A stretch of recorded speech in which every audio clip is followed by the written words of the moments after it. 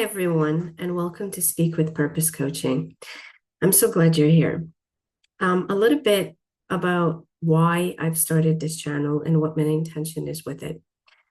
Ever since I can remember, have always wondered why there are people that easily navigate challenges with grace and others seem to consistently struggle. Why some conversations flow effortlessly and others just feel like pulling teeth. I wanted to understand what is it? What sets those people apart from the others? And if everything is available to everyone, which it is, then how can I become one of those people that can get challenges with grace and ease? And the answer often lies in something very powerful, something that we all possess, but we don't fully understand. And that, my friends, is emotional intelligence. What is emotional intelligence? Understand that emotional intelligence, or EQ, is all about how well we can connect, understand, and manage our own emotions, and how well and how accurately we can perceive and influence the emotions of others. Think of it as your emotional superpower. It's essentially the ability to understand our own feelings. What am I feeling? Why am I feeling it this way? Am I feeling triggered? What triggered me? Why did I get triggered? It's a constant curiosity that we have to be in.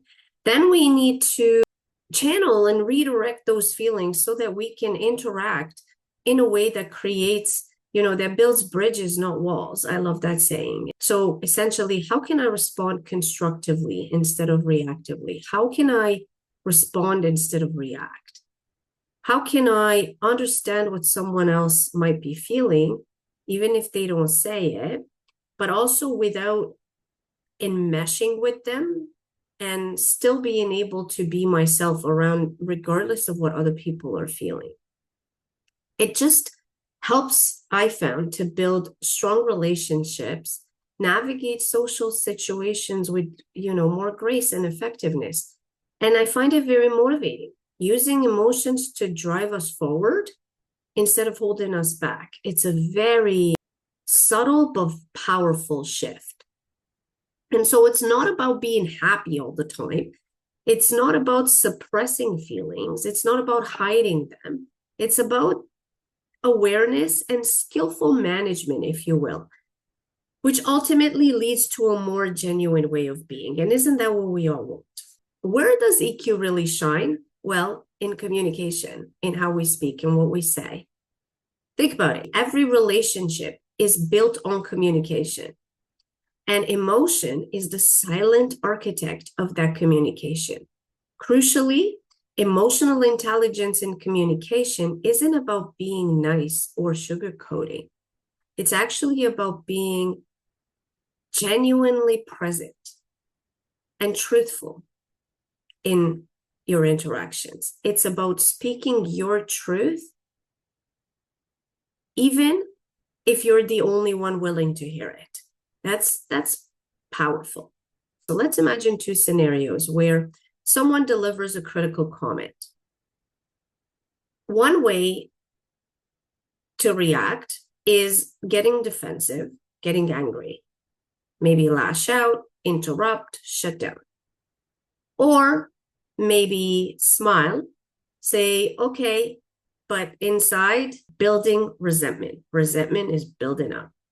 The conversation either spirals or is unfinished, leaving both people or both parties frustrated, unheard, unseen, misunderstood, and so forth. How would someone that has a mature EQ and is being authentic, essentially is emotionally mature? Well, the same critical comment comes in. So essentially, we don't get to control our outside circumstances. However, we pause, recognize the flush of anger or perhaps the sting of hurt, but we don't act on it immediately. Now, that doesn't mean we say nothing.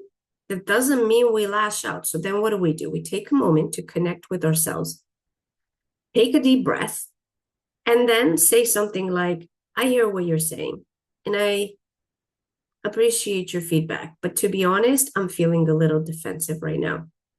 Um, Still, I want to understand. Could you tell me more about what specifically led you to that conclusion? Or that hits a little bit harder than I expected, but I'm listening. Can we talk more about it? In this case, do you see the difference between the two? One escalates, creates hidden resentment. The other one de-escalates and opens the door for genuine understanding. For people that communicate from a place of emotional maturity, so they know how to listen, not just hear words, but understand the emotions behind them. They possess a clarity and an honesty that makes them very magnetic and attractive, essentially expressing their own needs and feelings without aggression or passive aggressiveness, even when it's uncomfortable. This is key. Even when it's uncomfortable. Nobody says it's comfortable, right? But growth comes from discomfort. And this is where authenticity comes in.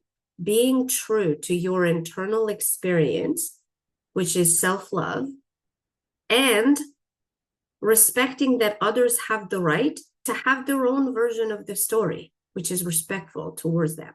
So this is how we communicate, rooted in self-love and respect for others.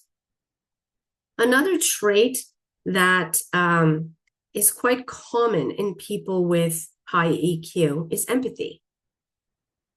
Essentially, I can empathize with the other person. I can feel their feelings and hold space for them without trying to fix or rescue them.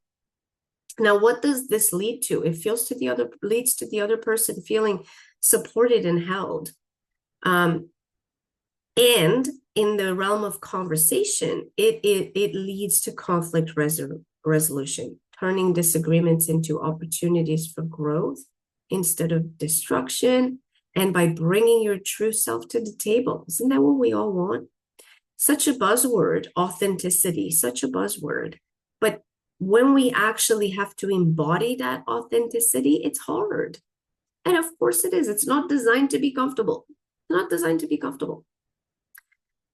If you want to dive deeper into that, you can also check out my website at www.speakwithpurposecoaching.com.